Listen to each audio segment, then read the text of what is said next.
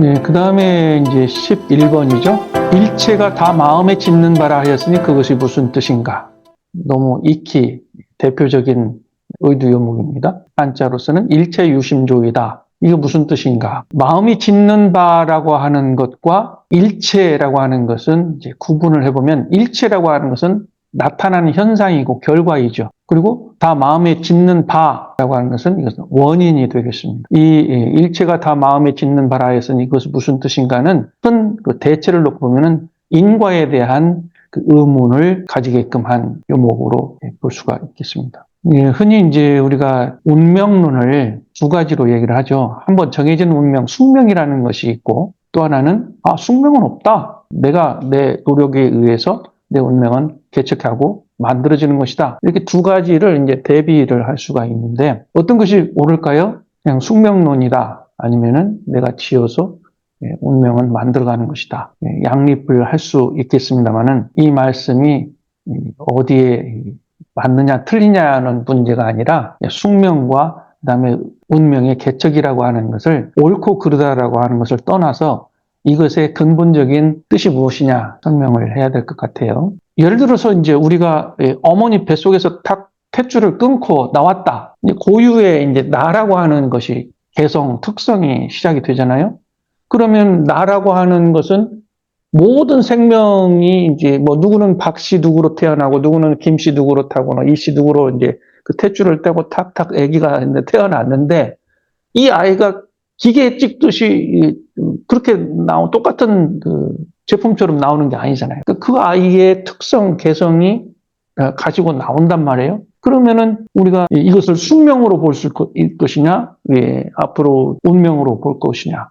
여기에 이제 의문이 걸리죠. 그래서 아이의 탯줄을 끊고 아이가 탄생했다고 하는 것은 분명히 어머니의 뱃속에서 몸을 받기 이전에 나의 무엇인가를 가지고 태어났기 때문에 이것은 하나의 결과이자 또 다른 원인의 시작이 되겠죠. 그러니까 아이의 그 탯줄로 태어난 이 신생아는 전생에 있어서의 결과이자 또 이 생에 있어서 새 출발이다.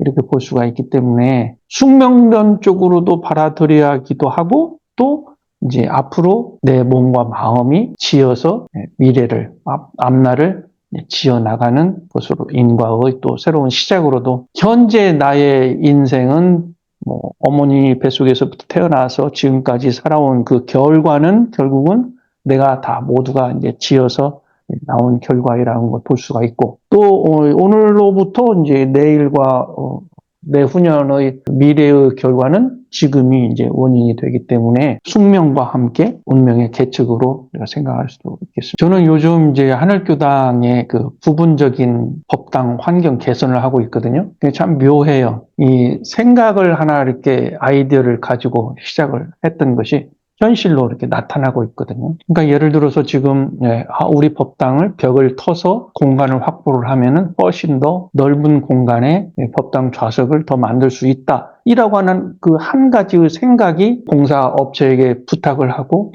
현실로 이렇게 이루어졌어요. 이러한 지금 나타난 현상은 분명히 저의 이제 마음의 작용, 생각의 작용이 나타난 거예요. 그러면 이제 내 의지에 따라서 이런 결과가 나타났죠. 그런데 내 의지 결과에 작용을 하지 않은 밖의 세상, 그 현상은 내가 마음에 지은 바가 아니잖아요. 그러면은 일체가 지금 나타나는 현상인데 내가 마음에 짓지 않았는데 어떻게 나타났을까요? 그것은 이제 이렇게 볼 수가 있죠. 예를 들어서 나는 법당을 반절만 트자. 어떤 사람은 법당을 전체를 트자. 그래서 합의를 봤다. 그래서 3분의 2를 법당을 텄다. 그것은 나의 의지와 또 다른 사람의 의지가 마음의 작용을 해서 그런 결과가 나온 거잖아요. 그러니까 그걸 확대 해석을 하게 되면은 이 사회 현상도 많은 사람들의 자기 마음에 지은 바에 의해서 그런 현상이 나타난다. 이렇게 볼 수가 있어요. 정치적인 그 표현을 조금 현상을 말씀을 드리자면은 우리가 이 민중이 원하지 않는 이런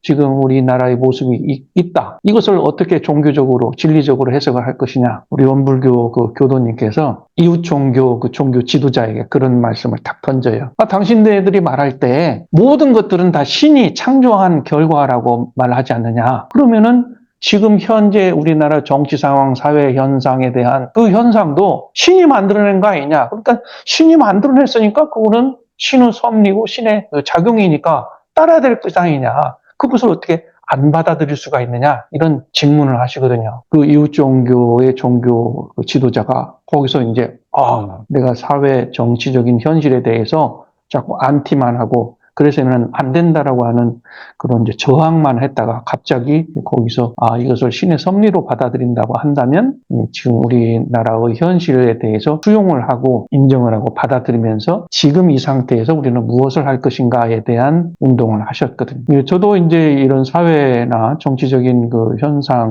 그것도 보면은 결코 우리 개인이 마음을 지어서 이루어가는 것뿐만이 아니라 우리가 공동으로 또는 다수에 의해서 전체에 의해서 이루어지는 그 사회 현상이기 때문에 그런 것들도 다 우리가 마음에 짓는 바에 의해서 일체가 나타난다. 또 한 가지 이제 조금 세밀하게 말씀을 드린다면 인식이라는 거죠. 하나의 인식.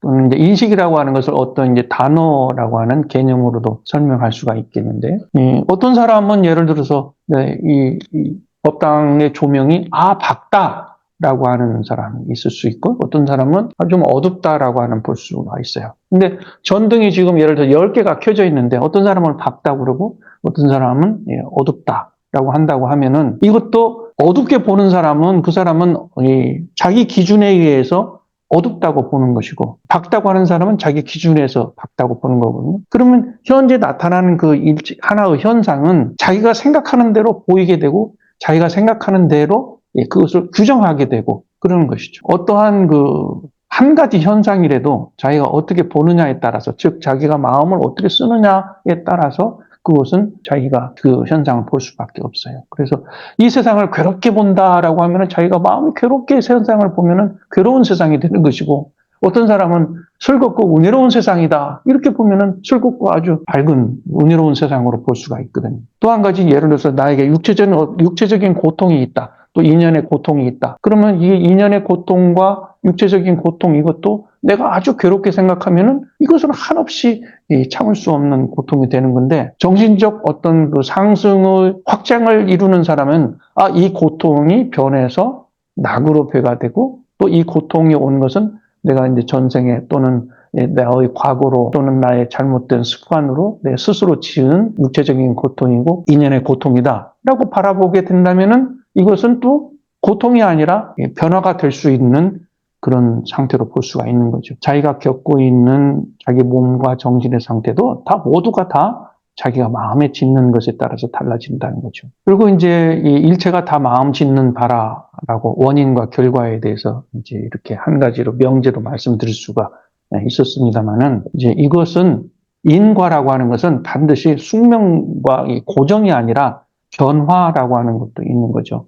인과라고 하는 것은 원인과 결과가 계속 함께 굴러가는 거기 때문에 인과라고 하는 것은 반드시 수반되는 것이 뭐냐? 변화라고 하는 거죠. 원인과 결과가 있으면 원인과 결과의 그 작용에는 변화의 작용이 있다. 그러니까 이 변화의 작용을 우리가 정신적 상승 또는 물질적 상승, 우리가 원하는 진급 이런 쪽으로 우리가 이제 몰고 가면은 그런 쪽으로 변화가 되는 것이고, 그래서 이제 대종사님께서는 진급과 간급이 있다. 일체가 다 마음에 짓는 바라이라고 하는 것은 원인과 결과, 인과에 대한 것을 생각하게끔 하는 것이고, 또 인과는 인과의 해석으로만 그치는 것이 아니라 변화라고 하는 그 측면을 변화를 위한 또는 진급을 위한 자기 마음의 작용이 모든 것이 일체가 일어나는 것이다. 이렇게 말씀을 드릴 수가 있겠습니다.